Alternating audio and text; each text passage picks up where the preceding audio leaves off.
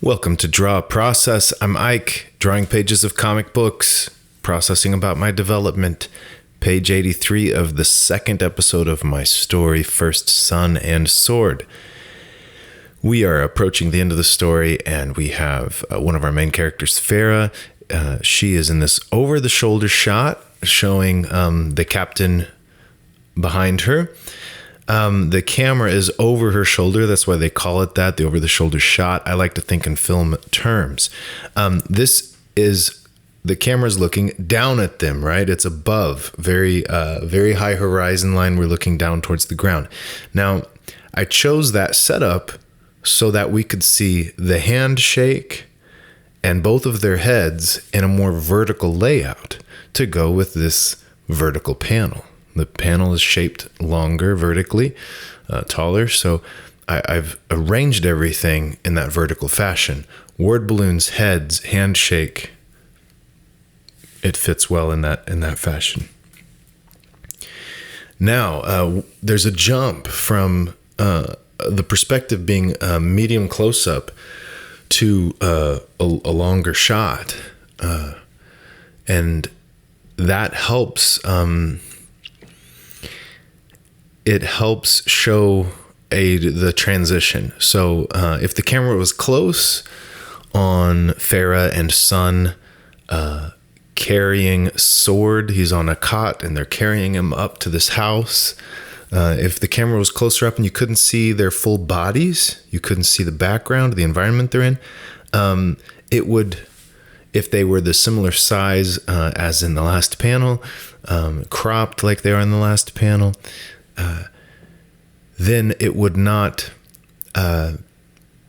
it would communicate a certain amount of consistency that's inappropriate.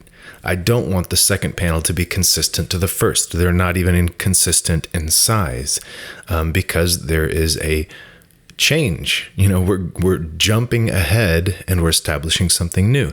Now, after that, I make them even smaller.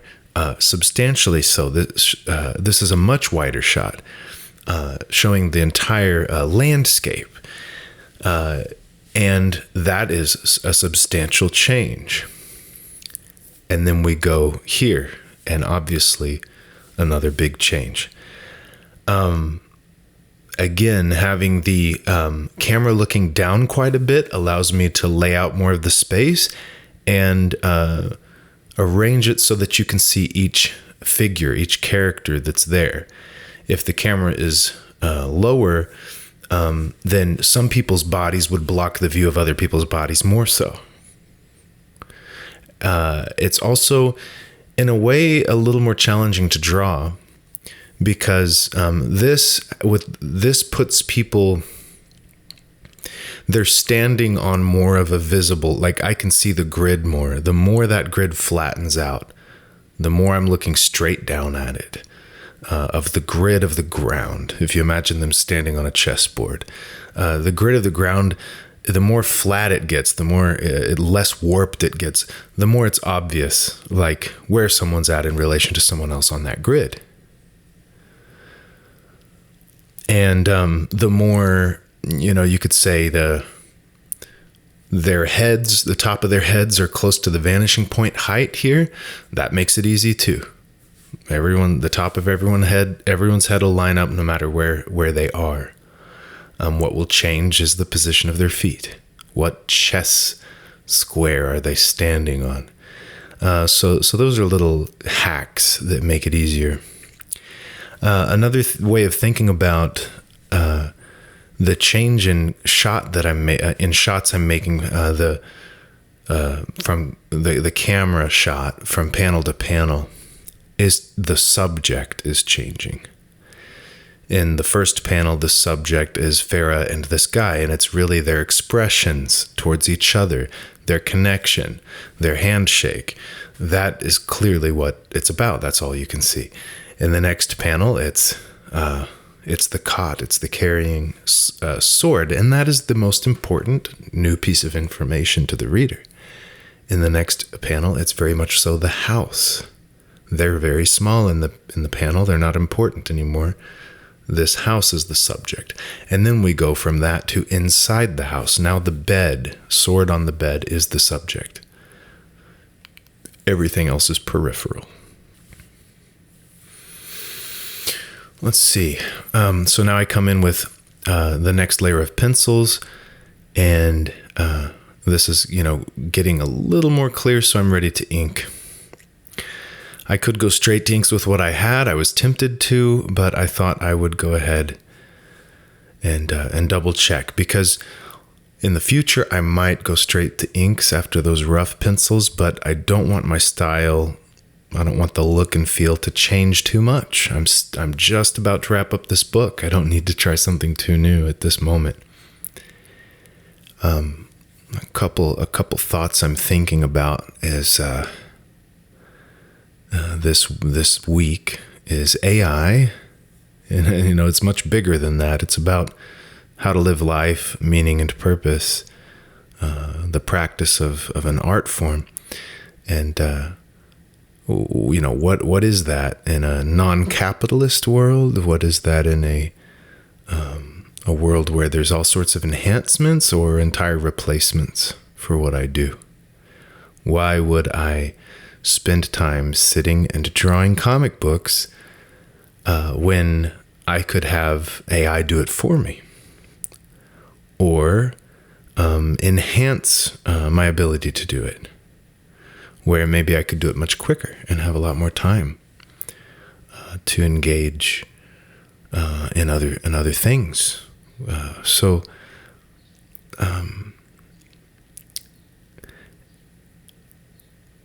And now it's a hot button topic. I don't like that AI has, garbled up, regurgitated, and stolen, people's art. So I don't like it. But what I mean is more what's coming down the road when we have the AI that's artificial general intelligence. It's so intelligent. It's far beyond us, far beyond us. And that's coming, and that's something else than this current debate about AI images or videos. But it's the same. It's this change, this shift in the economic structure, the cultural structure, and stuff. These shifts kind of raise existential or age-old questions, in a way, age-old. Why would I sit down and draw comic books when it's not going to make money, when it's not, when it can be done faster? And why would I do it the old-fashioned way? There's going to come a point where there's going to be a new-fashioned way where I can produce things far quicker. And why would I do it this way on paper? And it's a worthwhile question. And it's what I always grapple with as I'm drawing these pages, and I make a video every week and talk about that. I talk about wanting to get faster, more into the moment, in the moment, expressing what I feel and think in that moment. I talk about it like performing rather than grinding it out, factory assembly lining it out. It's more, this is a performance art. I sit down and each stroke is a dance move. I perform it. It's engaging for me. That's me attempting. That's me moving towards a more meaningful life and a more meaningful way of living.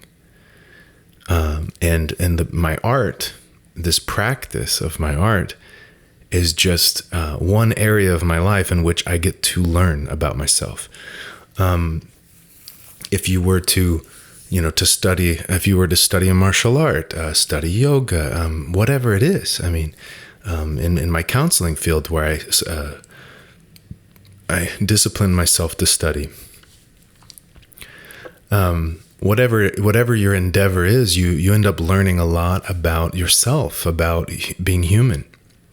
You eventually learn about your mind. you yourself and what you bring to it. And you actually have to have that friction with something you're attempting, even a relationship. This is a way to learn about yourself when you discipline yourself to struggle with, and work it out with one person. Well, we need more than one person in our lives, but I mean, especially when you stick it out with a person, you are learning about yourself. You stick it out with your art form, you're learning about yourself. And so there's a wisdom that can come over time of how one should live in a way. What's really important, this kind of stuff. And yeah, the AI questions are just questions about that for me. What's important and how should I be living? So it doesn't change what I'm doing. My direction towards making it more of a performance, something I sit down and do for a few hours, and I don't sweat over too much.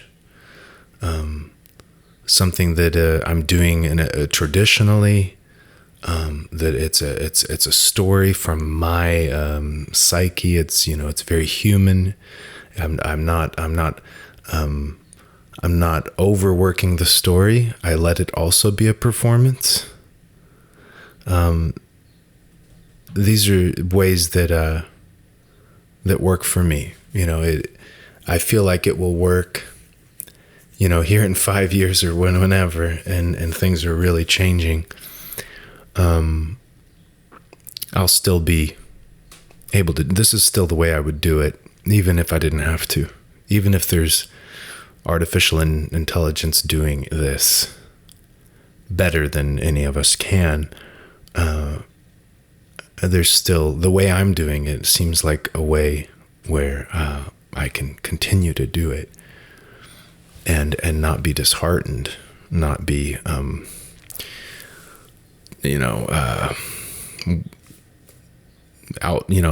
taken, my joy taken away or income taken away from it, anything like that. So that's something I think I've been thinking about. Kind of relates to how I've been working a lot more hours in my job as a counselor, and I really enjoy it. But so much time and energy put into that, and training in that, and talking to people in that role, and it leads to changes to myself. I'm more and more a counselor. I think like a counselor. About things and the way I interact with people. And that's been interesting because here I am making the art. I get to put a few hours into that, but then I put a bunch of time into being the therapist, and some into being a father, and so on.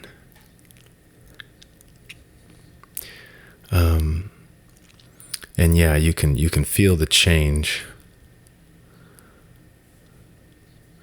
Yeah, it's more of the existential questions of here, why do this? If all my needs were met and I was free to do whatever I wanted, truly, then would I be drawing comics? I think people who are only drawing comics because there's nothing else they have access to doing or feel good enough at doing, that's not a great reason. I think it's just not a great reason. It might reflect in the work. It might reflect in the trajectory of their development. It's just not great. But if you were free to do anything and you still would want to sit down and do this, well, now you're getting somewhere. now you are really doing something. And that's my interest. Humans doing things not for money-making reasons, not because we're making ourselves fake, like we're under pressure, we're under, some other reason. Then this is me really making an attempt, me really exploring, something for me that I would do even if I was free to do anything. It creates more interesting results. I do believe that it does. But regardless of the results, it makes a more beautiful person. Do I want to spend my time, grinding these pages out, just a workhorse, stressed? Or do I want to be creating in a way that's more enjoyable, that's more about joy and self-expression, and that's playful, that's loving life, has vitality, is not self-conscious. What kind of a person do I want to be? And how I do my art will affect what kind of person I'm becoming. And I'm choosing to do it the way I'm doing it, which, I can see in the work. I'm slowly shedding convention. I'm slowly shedding the other people's ideas, other people's ways of inking or drawing or putting together panels or even storytelling. That one's much slower because it takes a lot longer to tell a story. But the stuff you can see on the page, you can see changes from the start of this video series to now. And like I said, these changes are shedding these pressures on me, these ideas of what I should be, and moving towards self-expression. Yeah, that's what this is all about. The draw process, this being the practice of my art, the process is about that. And it teaches me. It's teaching me how to do that, how to be that way. If I were to approach a different art form, a relationship, whatever it is in life, I'm more prepared to approach it this way, having experience with this. You will see the world differently. You'll see yourself and how you are in the world differently.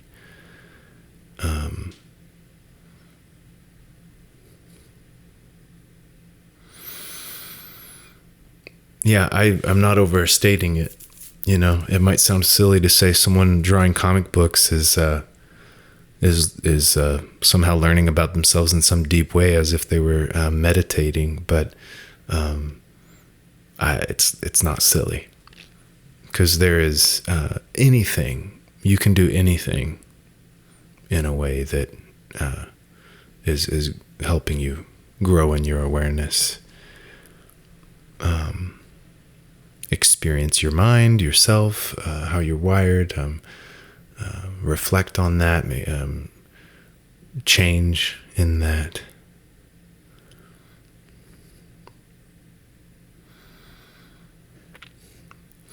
I liked inking this. This panel was a little, challenge. It was a chance for me to ink a scene where there's details that are going to be completely lost. They're too tiny. There's supposed to be, sheep and stuff, animals over here on the left and up in the hill there. And all it can be is like just a few lines. There's going to be, the clouds and the shading on the clouds and the shading on the hillside, which is probably indicating, and some of it looks like grasses, mostly. but other things. And again, there's a lot here, and it's so small. There's not big areas to cast into shadow. It's mostly exposed. And so the choices of, where am I going to add form and depth, add contrast, which adds depth, and what textures and lines am I going to lay down to also indicate the quality of things. The pencils were not very well fleshed out, so I had to make a lot of choices there in the inks. But it was also a scene that's a lot more organic, because most of what's been in this this episode, has been either on the water, the bay, or in the city, and now we've got something that's most like a fully organic scene. So how am I going to convey that? The first time doing it, really using a nib dip pen and ink. Doing this large panel here, the order in which I inked things was not the way I would always do it. It's partly because I was running out of time. I was going to have to pause the video, leave, and come back and continue. And so I was just hitting some things to wrap up, knowing that I could leave the ink to dry, come back, and go back and do a sword, for example, and then the bed. So there's a little something there that if you're watching, don't think, that was on purpose. That was something to emulate. It's not. It was just because I paused. But so far, it's mostly my natural choices. I'm adding hatching in around the corner. So I've got this stone wall. It frames things nicely. There's some lanterns there on these tables, giving me a nice light source because it's approaching nighttime. It possibly is. We'll see when in the colors that I do. I didn't actually do that yet, but I'll do that after I record this voiceover. But I designed this room on purpose to have this variation. You got the wall in the center. It's got a simple pattern to it. I put the light sources there, and this center stone wall. It has sort of an opening on either side, which has a curtain up. So I chose to put the curtains up there because you don't need to see anything past that, but it creates some depth and areas for shadow.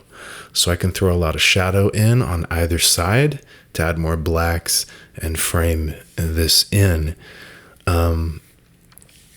These lower light sources also allowed me to cast shadows from all the characters from the bed, so that I can add a lot more black, a lot more weight to the bottom of the panel, balance that with the top, the sides on the top.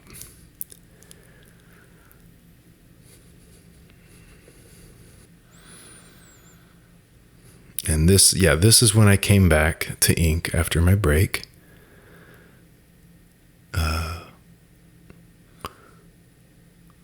Just getting just enough detail where I feel it's good enough. You can tell what it is. Different materials. I'm basically intentionally not practicing inking materials. I'll practice it from life. I'm open to doing that, but I don't want to just look at other artists and see, how do they ink rocks? How do they ink this or that?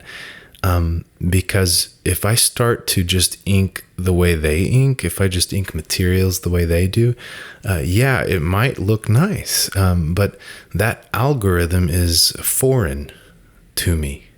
It's added in on top of my style. It's overly simple. What am I going to have? Like 12 different materials I always ink the same way? And then, yeah, that's kind of nice. It's consistent, but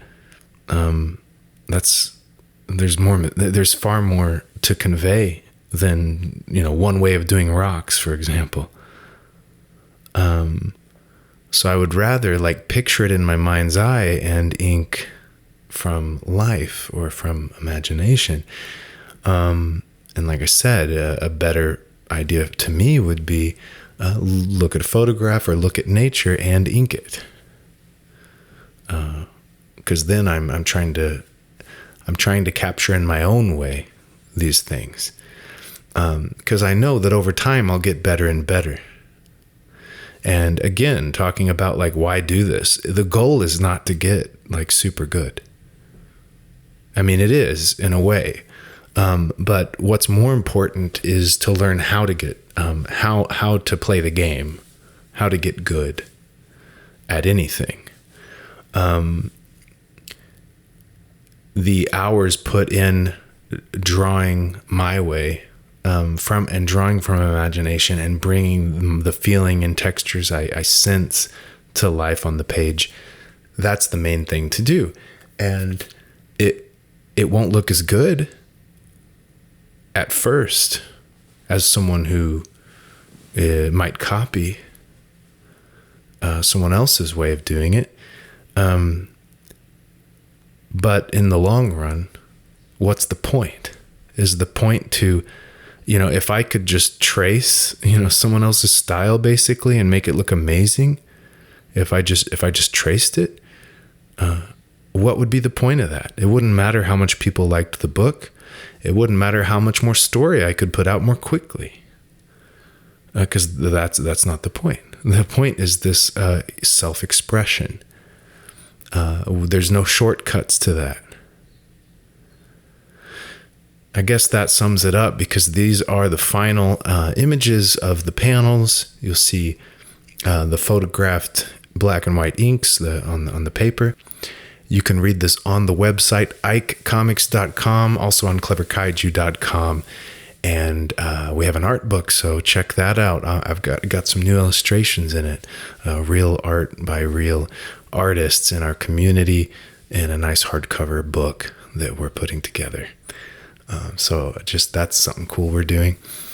Okay, be the practice of your art. I'll do the same. See you next week.